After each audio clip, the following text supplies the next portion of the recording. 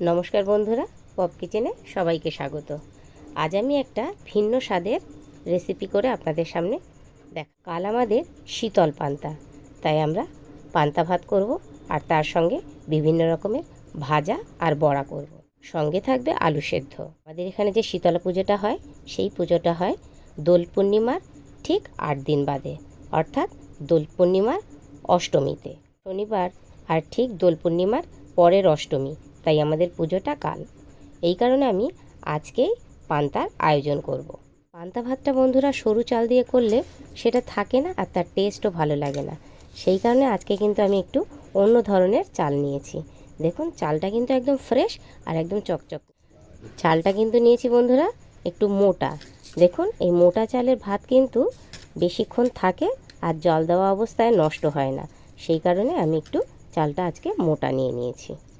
পান্তা ভাতের সঙ্গে বন্ধুরা আমি করব পটল ভাজা, আলু সেদ্ধ দেব। সেই কারণে আজকে খোসা ছাড়াইনি, তার কারণ খোসা ছাড়িয়ে যদি আলুটা সেদ্ধ দেওয়া হয় তাহলে ভাতটা নষ্ট হয়ে যায়, আর সেদ্ধ করা অবস্থায় সেটার টেস্টটাও অতটা ভালো লাগে না, জলের ভেতরে থাকে।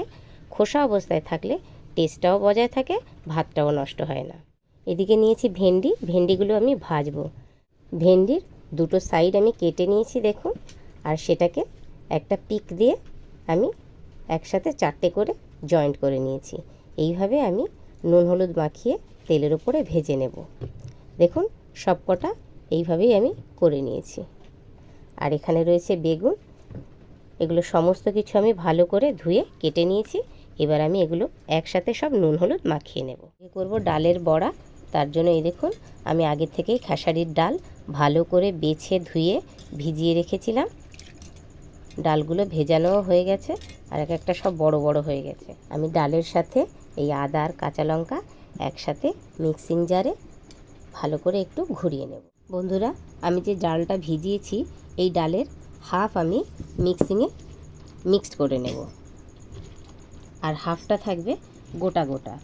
এই হাফটা যেটা পেস্ট হবে সেই পেস্টের সঙ্গেই আমি গোটাটাকে মিশিয়ে বড়াটাকে ভাজবো।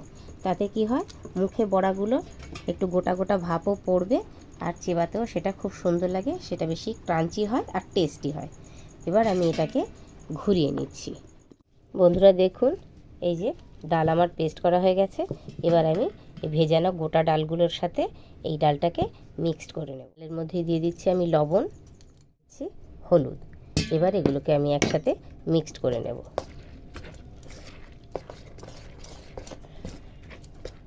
প্রথমে আমি বেগুনে নুন আর চিনি মাখাচ্ছি। প্রথমে দিলাম নুন, এবার দেব অল্প একটু চিনি।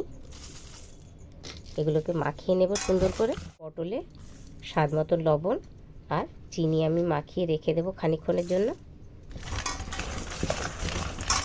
ভেন্ডিতে আমি দিয়ে দিচ্ছি হলুদ, স্বাদ মতো লবণ, অল্প একটু চিনি। ভেন্ডিগুলোকেও সব আমি সুন্দর করে মাখিয়ে নিচ্ছি। দেখুন বন্ধুরা, আমার এই গাঁথা অবস্থাতেই কিন্তু আমি নুন হলুদ চিনি মাখিয়ে নিচ্ছি। এগুলো কিন্তু খুলে যাবে না, এমনই টাইট করে লাগানো হয়েছে যেগুলো খুলে যাবে না। আর ভাজার সময়ও সুবিধা হবে, একসাথে 4টে করে উঠবে আর একসাথে 4টে করে ভাজাও যাবে। হয়ে গেছে বন্ধুরা, দেখুন আমি কিন্তু চাল সুন্দর করে ধুয়ে পরিষ্কার করে ভাত বসিয়ে দিয়েছি, আর এর মধ্যে আমি দিয়ে দিচ্ছি আলু সেদ্ধ।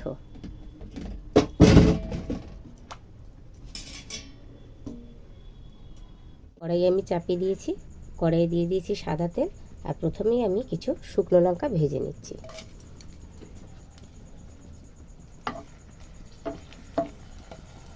পান্তা ভাত খাওয়ার জন্য শুকনো লঙ্কা লাগবে, তাই আগেই সেটা ভেজে তুলে নিয়েছি। এবার আমি দিয়ে দিচ্ছি পটল। একটা পাশ ভাজা হয়ে গেছে, আমি উল্টে দিয়ে আমি বেগুন ভেজে নেব। পটলের সাথে সাথে বন্ধুরা বেগুনও ভাজা হয়ে গেছে। বেগুনের সাথে কটা পটলও একবারে আমি দিয়ে দিয়েছিলাম, এ কটা বাকি ছিল ভাজতে। সুন্দর একদম লাল লাল করে ভাজা হয়ে গেছে। আমি ভেন্ডিগুলোকে ভেজে নেব।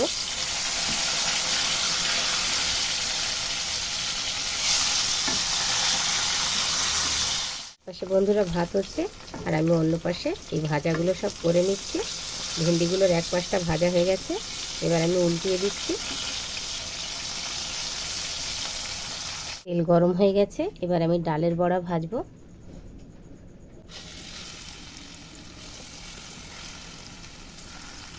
দেখুন ডালের বড়াগুলো একটা সাইড ভালো করে ভাজা হয়ে গেছে, একদম লাল লাল করে। আমি বড়াগুলো উল্টিয়ে দিয়েছি, এবার অপর সাইডটা সুন্দর করে আবার লাল লাল করে আমি ভেজে নেব। ডালের বড়া একদম লাল লাল আর মচমচে করে ভাজা হয়ে গেছে, এবার আমি এগুলোকে সব তুলে নেব। একবার বড়াগুলোকে একদম ছোট ছোট করে ভেজেছি, এবার দেখুন একটু বড় বড় করে দিয়েছি। একটা সাইড ভাজা হয়ে গেছে, এবার আমি এগুলোকে উল্টিয়ে দিচ্ছি। দেখুন বড়াগুলো একদম পারফেক্ট ভাজা হয়ে গেছে, এবার আমি তুলে নেব। এর সাথে সাথে আমার কিন্তু কালকে শীতল পান্তার রান্না একদম কমপ্লিট হয়ে গেল। ভাত আগেই হয়ে গেছে, ভাত এখনও ঠান্ডা হয়নি। ভাত ঠান্ডা হলে ভাতে জল ঢেলে দেব। এবার আমি বড়াগুলোকে তুলে নিচ্ছি। বন্ধুরা, ভাত ঠান্ডা না হলে যদি ভাতে জল ঢালা হয় তাহলে সেই ভাতটা টক হয়ে যায়। এর জন্য ভাত ঠান্ডা করে ভাতে জল ঢালতে হয়।